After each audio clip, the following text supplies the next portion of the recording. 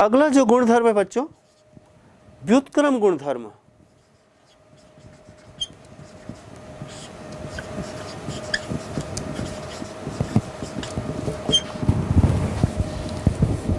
अब ये व्युत्क्रम गुणधर्म मैं यहाँ पर लिखता हूँ, क्या है व्युत्क्रम गुणधर्म, फिर हम इसको प्रूव भी करेंगे। Sine inverse of 1/x is equal to cosec inverse x, जहाँ x इज ग्रेटर देन और इक्वल टू 1 या x इज लेस देन और इक्वल टू -1। या हम इसको ऐसा भी लिख सकते हैं, इस शर्त को, in open interval -∞ to -1 close interval union 1 to ∞ in open interval, ऐसा भी इसको लिख सकते हैं। दूसरा व्युत्क्रम गुणधर्म है, मतलब व्युत्क्रम को समझना है आपको बच्चों, sine inverse of 1/x is equal to cosec inverse x। ठीक है, ठीक इसी प्रकार से हम cos inverse of 1/x is equal to sec inverse x, और यहाँ पर शर्त है, सेम यही शर्त है, चाहे ये शर्त लिखे चाहे ये शर्त लिखे, दोनों का मतलब एक ही है बच्चों। फिर है tan inverse of 1/x is equal to cot inverse of x, जहाँ x इज ग्रेटर देन 0। ठीक ऐसा ये इंटरचेंज भी होता है, जैसे साइन इनवर्स 1/x, ऐसा ही हम sine inverse x is equal to cosec inverse of 1/x भी लिख सकते हैं।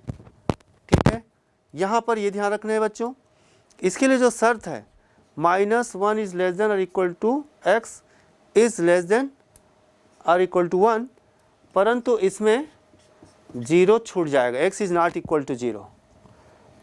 ठीक ऐसा ही cos inverse x is equal to sec inverse of 1/x होगा, और ये भी परिभाषित होगा -1 इज लेस देन और equal to x is less than और इक्वल टू 1।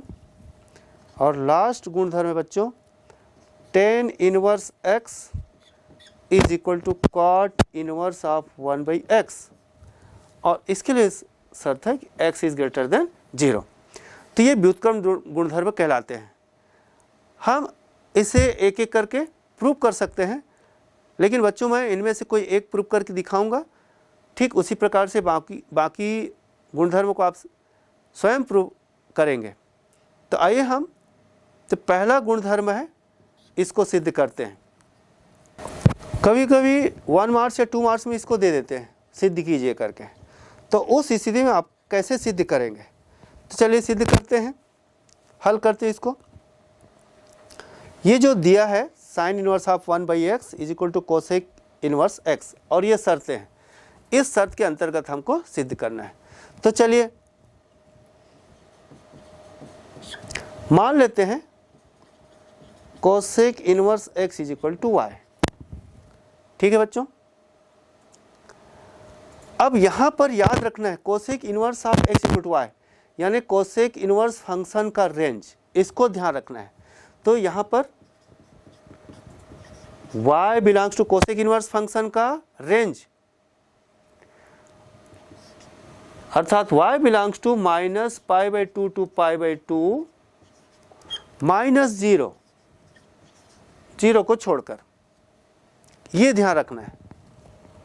तो there implies x is equal to cosec of y, क्योंकि इसके अंतर्गत ये एक ही आच्छादक फलन है, इसलिए इसको लिखा जा सकता है x is equal to cosec of y। अब इसको साइन में चेंज कर दीजिए, cosec y is equal to 1/sin of y।